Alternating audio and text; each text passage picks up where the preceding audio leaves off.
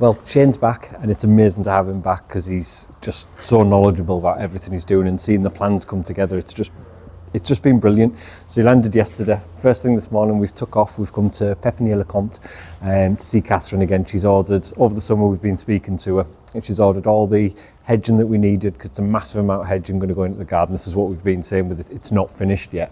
So there's a massive amount of hedging going to go in. She's got all of that ready for us. And we've got trees going in, like topiaries, yews, which are going to really going to finish it off, and they're going to bring the sides of the garden out of the ground again. And we're really excited to do this because they're already quite big and really quite nice. So this is going to be a really superb one. Shayne's looking around for a few other bits and pieces. We're going to be looking at agapanthus, little hebes, all sorts of stuff, just to line the garden and make it look really nice. We've got roses in there right now as well, so goodness knows if we're going to get all this in, because this is literally going to be a few ton just in plants. So I'm all excited. Let's go and have a look, see what we can do.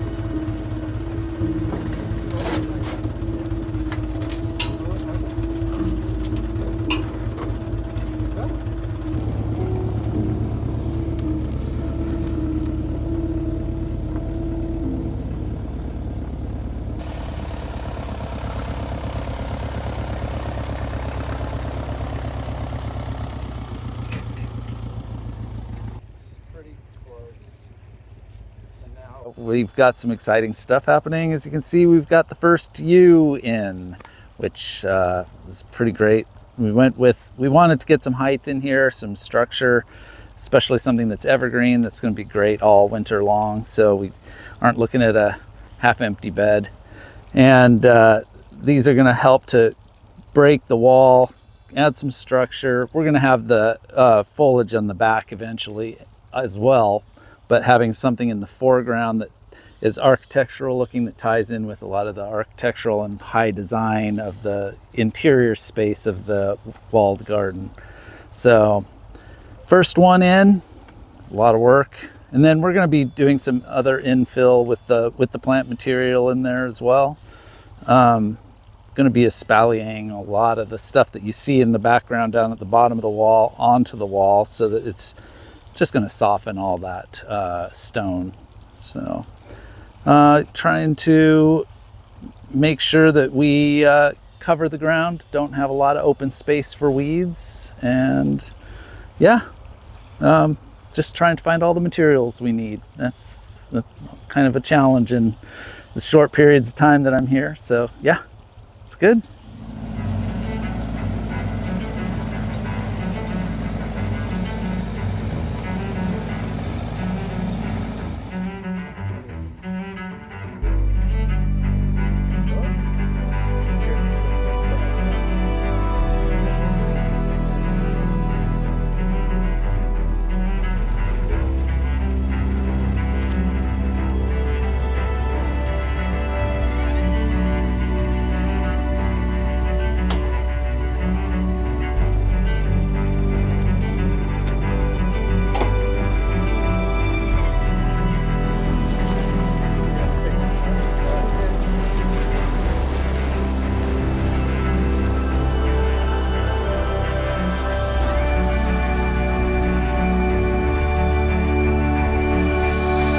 What have they done to my beautiful lawn? Look at this. Shayne's come and he's cut holes in my lawn. No, we've always said that this isn't done. The garden is not done, and it's nowhere near done. There's around about 1,000 plants still to go in the garden itself. We have the fountains on. It's November and I'm in shorts. It's been that warm today. It's been absolutely beautiful. So to get out in the garden and enjoy it and to see it all come together. But when you see these shapes coming in and when you understand what's going here, so we're going to have roses, we've got beautiful agapanthus to go in, we have hebes, we've got box hedging. We're using a variation that doesn't get blight, so we've been really sensible with that. And then just for a bit of structure in the garden, Terry wanted some columnar yews, and that's what we've got. We've got 6 of these bad boys, all the same, all cut the same, all looking the same, all around about the same height. They're not exactly the same, but they'll grow nicely together. By the time they're all grown in, you won't see the differences between them. And we've got another 3 down that side, and believe me, the root balls on these things weigh more than a small car. It's took 4 of us to drag them out and get them round. So we're getting ready. We've got, like I say, hundreds of plants to put in over the next few days. This is going to be absolutely staggering by the time we're done.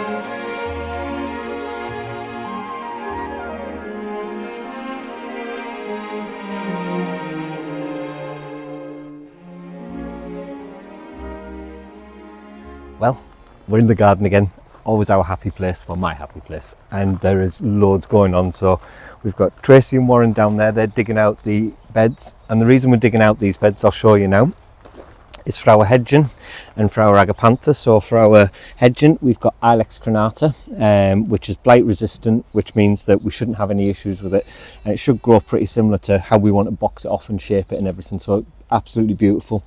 In behind that, we're going to have the agapanthus, which again will just add a bit of height behind it and some beautiful colour. And North Star is the type we've got, so they don't grow too high. You can get them that are ridiculous. These will stay around about 2 to 3 foot and will just look lovely. We've got the first 4 ewes in, but the first 3 on this side are in. And again, the difference it makes when you walk into this garden, it lifts the garden out of the ground, and it looks beautiful, and they're just exactly what we were looking for to formalise this garden. And here and there's other plants going in. I can see that we've got, what's this, Prosanthera, they've gone in, so they're getting dotted about everywhere right now. And we've got Campanula, which again will just add a bit more colour and just add a bit more cover. But the geraniums, the trailing geraniums, have just done so well at covering all this up, and it's a great weed barrier. And as you can see, Shayne's hard at work, and he's getting all our box hedging in, if you like. And how's it going? Good, good. You excited how it's coming together? Yes, definitely. It's unreal just seeing these little things. I know it's daft, but these have just, again, as much as the garden's been beautiful all over summer, it's been nice, but these have just been like a blight on it. Being covered in plastic, which again has been perfect. It means we've got the perfect soil. It means that we're all weed free and we're all good. We've sterilised this. And the plans for this? Well, we're gonna put a Pittosporum Irene Peterson, which is a white leafed evergreen, and we're going to shape that into a sphere in the center. Yep. With a ring of lavender around that'll tie in with the other lavender ring.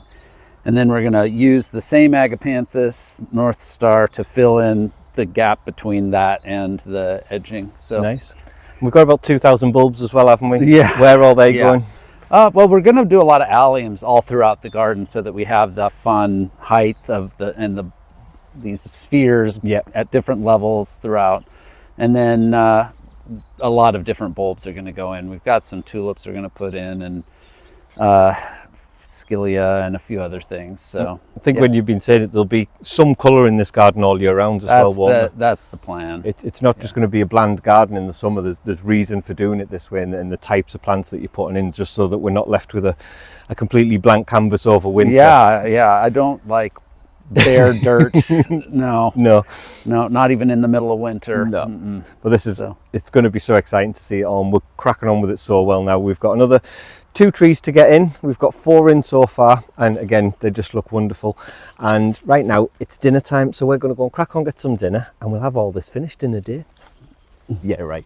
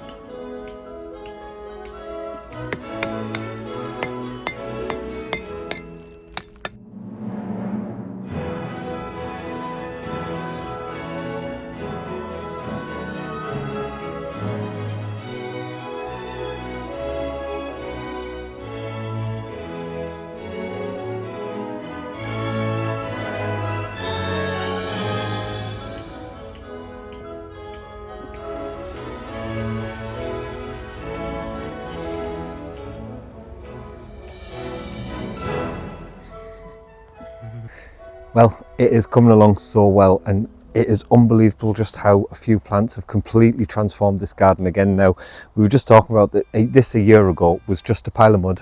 There was a couple of paths dug into it, but nothing formal. You couldn't use it. It was a completely unusable space. And now we've got something that it's starting to look majestic. It's starting to look regal, and you can see the formality appearing out of it. So we've got the trees in now. Now that was hard work. We've got the roses coming, so the roses will be going in very shortly.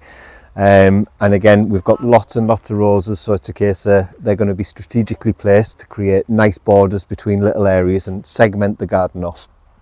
The boxwood, again, perfect. It's not boxwood, it's Ilex crenata, which is, again, we're good, and we know in time that we're just going to have the perfect borders and the perfect edging.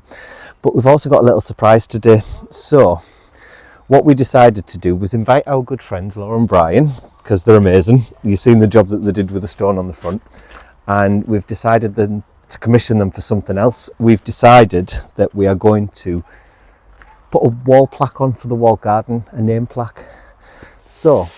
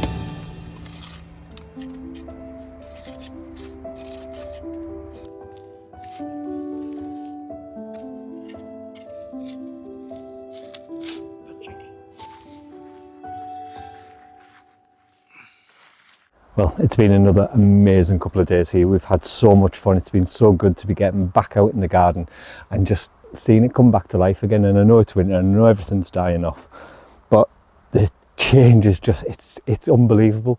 Now, I know we knew this was coming, and you can see it on a piece of paper, but until you start putting the plants in the ground, you don't get the gist of what it's actually going to look like.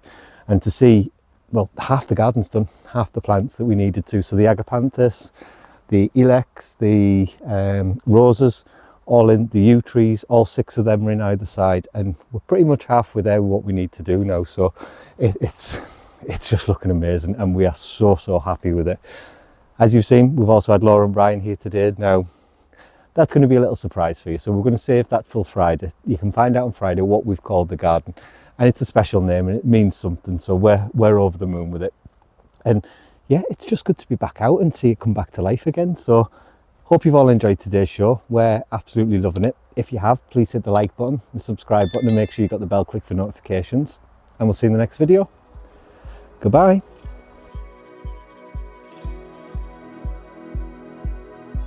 If you'd like to be part of our journey and help restore the chateau, then please join us on Patreon, where you'll be part of our journey, receive a piece of the history, and get exclusive videos.